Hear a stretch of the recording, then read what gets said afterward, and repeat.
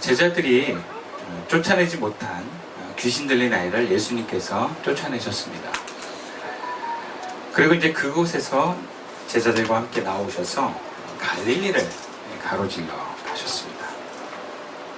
근데 그 과정에서 예수님은 전에 하셨던 똑같은 자신의 순한 얘기를 말씀하십니다. 31절 말씀이에요. 이는 제자들을 가르치시며 또 인자가 사람들의 손에 넘겨져 죽임을 당하고 죽은 지 3일 만에 살아나리라는 것을 말씀하셨기 때문이더라. 그러니까 예수님은요, 두 번 말씀하시면 굉장히 강조한 겁니다. 근데 이 말씀은요, 한 번 더 합니다, 나중에. 그러니까 이렇게 3번 정도 강조하신 말씀이 예수님 말씀 중에 제가 찾아본 것 중에 없어요. 그러니까 예수님이 제자들한테 하신 말씀 중에 가장 중요하고 핵심인 말씀을 하셨다고 볼 수 있습니다. 근데 이 말씀의 무게가 얼마나 무거웠던지 같이 오는 제자들은 이 말씀에 대해서 깨닫지도 못하고 묻기조차도 두려워했다라고 기록하고 있습니다. 근데 그 다음에 아주 반전인 사건이 나옵니다. 그렇게 예수님께서 무겁고 심각한 얘기를 하셨는데 제자들이 길에서 다투고 있습니다. 그 내용이 서로 누가 크냐라는 것으로 다투고 있어요. 스승은 이제 사람들의 손에 넘겨져 죽임을 당하고 이제 부활할 것이다 라는 얘기를 2번이나 강조해서 말씀하시는데 제자들은 나와 무슨 상관이냐 하는 듯이 아무런 아랑곳하지 않고 자기와 관련된 얘기로 지금 싸우고 있어요. 개역개정에는 점잖게 토론한 것이 무엇이냐라고 기록하고 있는데 새번역이나 공동번역에서는 다투었느냐라고 번역을 합니다. 그러니까 새번역으로 제가 33절, 34절 읽어드릴게요. 그들은 가버나움으로 갔다. 예수께서 집안에 계실 때에 제자들에게 물으셨다. 너희가 길에서 무슨 일로 다투었느냐? 제자들은 잠잠하였다. 그들은 길에서 누가 가장 큰 사람이냐 하는 것으로 서로 다투었던 것이다. 다투었대요. 그러니까 예수님은 자신이 나 고난받고 죽는다. 그리고 부활할 거야. 그렇게 말씀하시는데 제자들은 딴 세상에 살고 있어요. 누가 크냐 그래요. 누가 크냐. 그러니까 이거는 키 크다는 얘기가 아니고 예수님이 이스라엘의 왕이 되면 누가 더 높은 자리에 올라가느냐, 누가 더 자격이 있느냐, 그래갖고 싸웠다는 거예요. 그러니까 즉 서열의 문제를 가지고 다투었던 거죠. 아니 예수님이 왕 되는 게 아니고 죽으러 간다니까. 근데 제자들은 딴 생각하고 있는 거예요. 예수님은 왕 될 것처럼 생각하는 거죠. 근데 그 다음 생각에 왕 되면 그러면 그 다음 자리 누구냐? 이제 제가 보기에는 이제 변화산을 갔다 온 변화산파, 그리고 이제 예루살렘을 근거지로 있는 약간 좀 학식이 있고 도시생활한 예루살렘파, 이도저도 아닌 중간파, 뭐 이래가지고 좀 붙지 않았을까. 이것은 이들이 얼마나 예수님의 순환과 죽음 그리고 부활을 깨닫지 못하고 있는가를 보여주는 내용입니다. 그런데 참 예수님은요, 이들의 이렇게 철없어 보이는 논쟁과 다툼을 통해서 오히려 올바른 가르침을 주십니다. 35절부터 37절까지의 말씀이에요. 예수께서 앉으사 12제자를 불러서 이르시되 누구든지 첫째가 되고자 하면 무사람의 끝이 되며 무사람을 섬기는 자가 되어야 하리라 하시고 어린아이 하나를 데려다가 그들 가운데 세우시고 안으시며 제자들에게 이르시되 누구든지 내 이름으로 이런 어린아이 하나를 영접하면 곧 나를 영접하며 누구든지 나를 영접하면 나를 영접함이 아니요 나를 보내신 이를 영접함이니라. 그러니까 예수님은 무리를 갈라서 제자들만 따로 놓고 이제 잘 가르침을 주고 계시는 거예요. 그들이 그렇게 예수님이 왕이 되시면 누가 첫째가 되느냐 놓고 다투고 있는 그 소재를 가지고 같은 소재인데 예수님이 뭔가 하나님 나라의 사람으로 얘기를 하시는 거예요. 그러니까 제자들도 첫째가 되기 위해서 다투셨는데 예수님도 첫째가 되려면 어떻게 해야 되는지 아니? 라고 말씀을 하세요. 물론 여기서 첫째가 되는데 주어지는 나라는 제자들이 생각하는 왕국은 아니에요. 예수님이 생각하는 하나님의 왕국입니다. 그의 나라에서 첫째가 되는 사람은 무사람의 끝이 되고 무사람을 섬기는 자가 되어야 그 무쇠남의 첫째가 될 수 있다 이렇게 말씀하시는 거죠. 첫째 갖고 다투는 그 주제를 가지고 예수님은 섬기는 자가 된다 그렇게 말씀하시는 거예요. 그리고 여러분 끝이 되는 것은 섬기는 사람이 되는 것을 말하고 섬기는 것은 자기 희생을 동반합니다. 제자들은 오직 영광의 길에서만 관심이 있는데 예수님은 역설적으로 영광의 길은 오직 고난과 죽음을 통해서만 가능하다라고 말씀하십니다. 이게 의리적으로 쫙 깔려있는 거예요. 근데 같은 이야기를 하는 것 같은데 묘하게 방향이 다릅니다. 제자들은 영광의 다윗적인 메시아의 방향에 서서 첫째가 되고 싶다고 얘기를 했는데 예수님은 구약을 좀 빌리자면 고난의 다니엘적인 메시아를 통해서 그 방향에 서 있다 이렇게 표현할 수 있어요. 그리고 어린아이를 불러서 겸손에 관한 실물 교훈을 주고 계십니다. 이 어린아이 하나를 제자도에 대한 한 신뢰로 세운 건데 그 당시 있었던 아람어가 어린이를 탈야라고 해요. 탈야.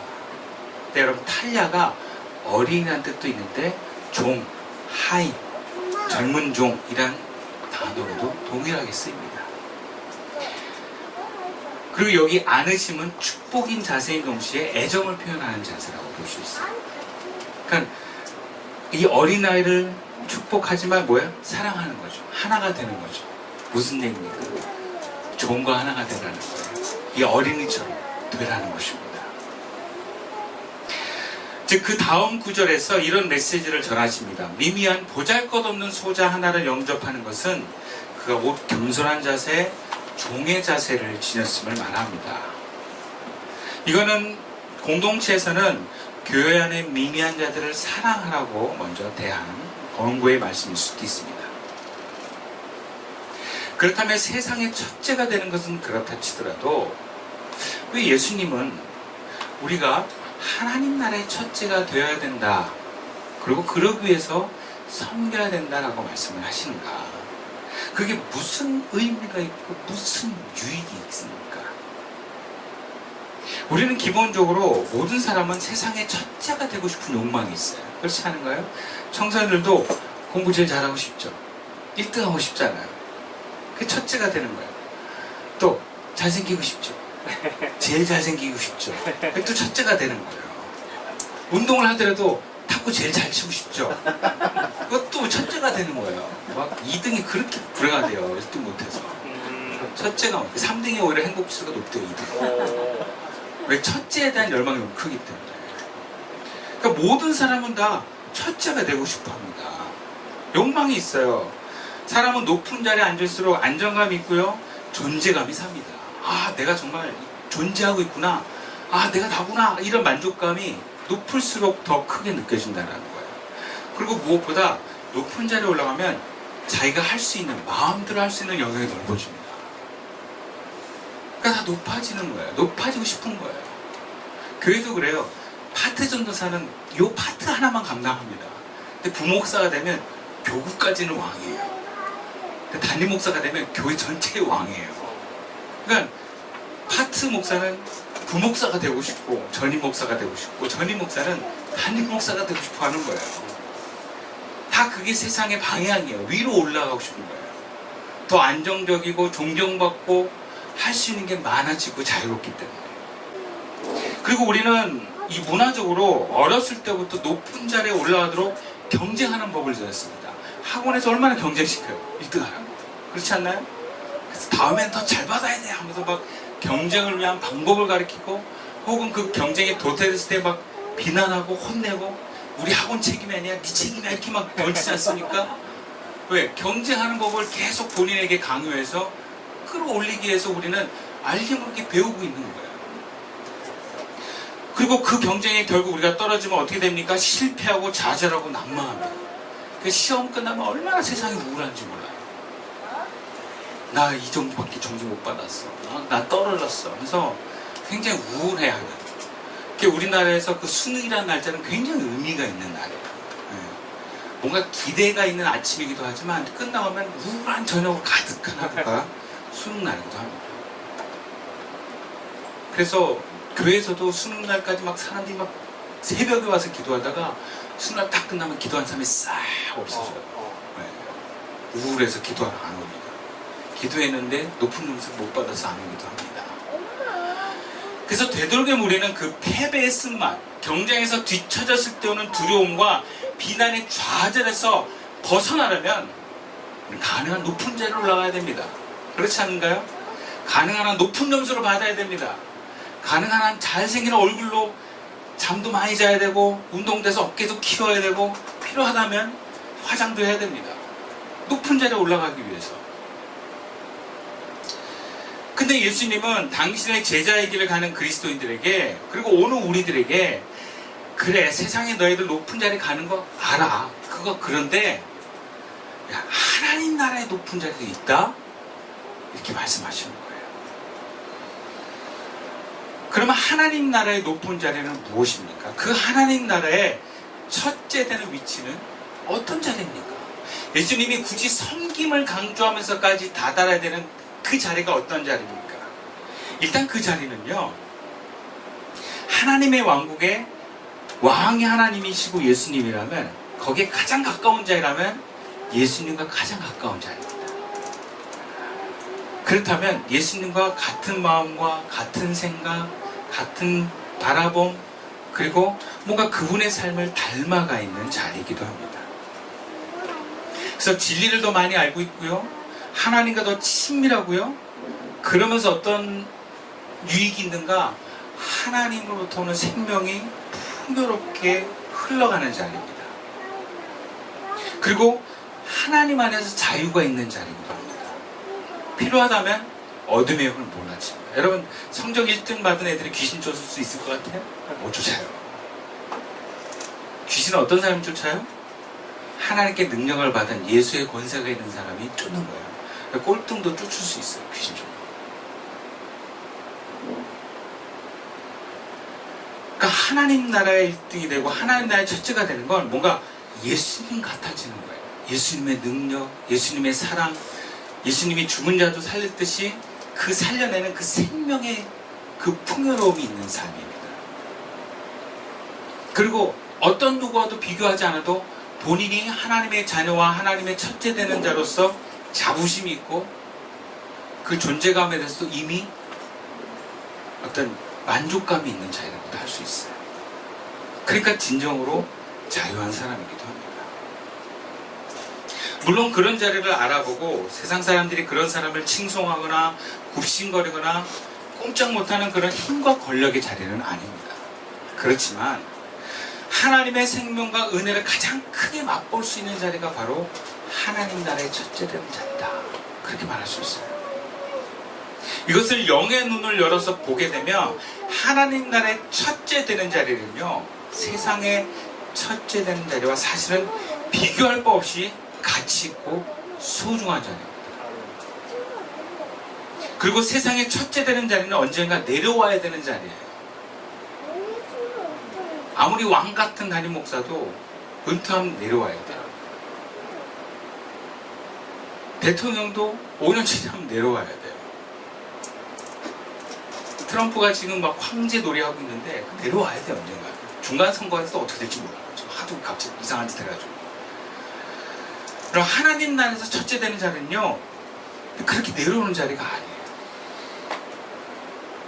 삶과 죽음의 자리에서 역할은 다를지 모르겠지만 또 내가 하나님을 향한 그 마음만 변하지 않는다면 여러분 그 하나님과의 친밀함은 영원한 자리인 줄 믿습니다. 무엇보다 하나님 나라의 첫째 되는 자리는 천국을 더 소유하고 하나님 나라의 자녀로 백성으로 하나님의 나라를 함께 다스릴 수 있는 귀하고 영원한 자리라고 얘기할 수 있어요. 근데 이 얘기를 어떻게 우리가 우리의 이 세상의 한정된 문화적 이해 속에서 알아차릴 수 있겠습니까?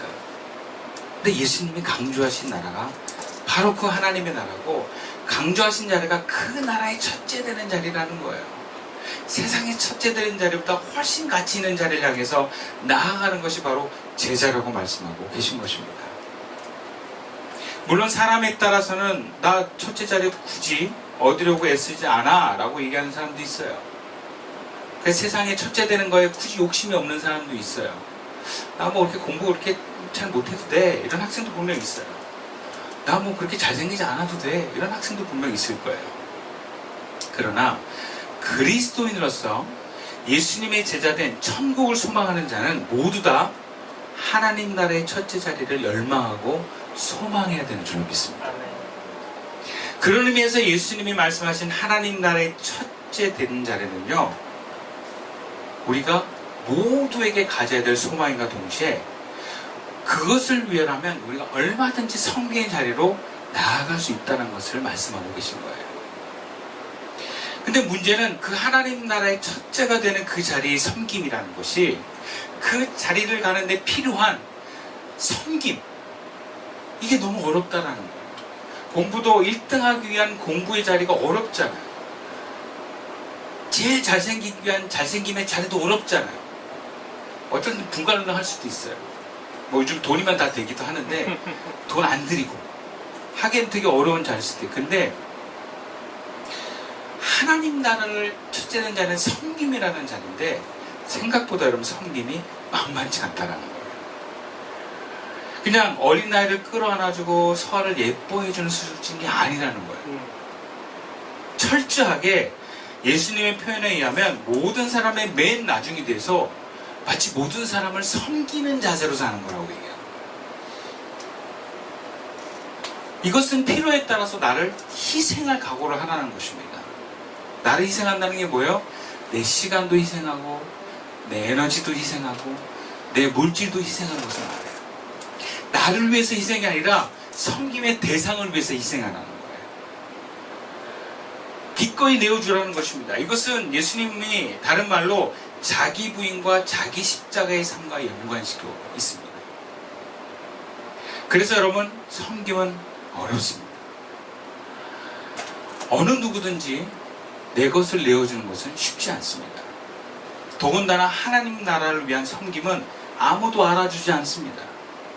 불우한 이웃을 내가 뭐 크게 떠들썩하게 도와주면 사람들이 칭송해요. 근데 하나님 나라를 위해 섬김은 그렇게 드러나는 것보다 드러나지 않는 일이 훨씬 많습니다. 아무도 알아주지 않아요. 우리 교회에서도 섬기는 성도들이 참 많습니다. 특히 이제 뭐 디저트는 애들이 굉장히 좋아하기도 하지만, 커피도 뭐 사람들이 맛있다 그러기도 하지만, 막 음식물 쓰레기 담고 이런 거는 아무도 안 알아줘요. 아무도 정말 지저분한 일 정말 최선을 다해서 감당하고 계십니다. 당신 정말 멋진 사람, 이렇게 얘기 안 해요. 이것도 버려주세요. 어디서. 제가 그 강남에 예배당에 있을 때 그 성도들이 성경 공부하고 있을 때 제가 화장 청소했거든요. 화장 청소 정말 알아주는 한 명도 없었어요. 그리고 오히려 저 급해요. 잠깐 청소 그만하고 잠깐 좀 나가겠어요. 그리고 오히려 그냥 자기 볼 일에 우선순위를 두는 경우가 많았지 기다려주지 않았어요. 그러니까 이 허드렛 일하고 알아주지 않는 섬김은요 되게 하기 싫어요. 시간이 지날수록. 쉽지 않아요. 그래서 섬김이 어려운 거예요. 아무도 알아주지 않고 티가 안 나요. 나도 되게 힘든데, 지저분한 건데. 오로지 하나님 나라의 첫째가 되기 위한 이 섬김은 하나님께로만 나가는 목적이 있습니다. 그래서 누가 칭찬해주거나 보람 같은 게 느껴지지 않는 게 정상입니다. 오히려 이런 칭찬과 보람 받는 게 더 안 좋을 수도 있어요. 사람 앞에서 할 수 있기 때문에. 그래서 어려운 거예요. 여러분, 살아보세요. 해보시면 알아요. 이 섬김이 어려운 건지.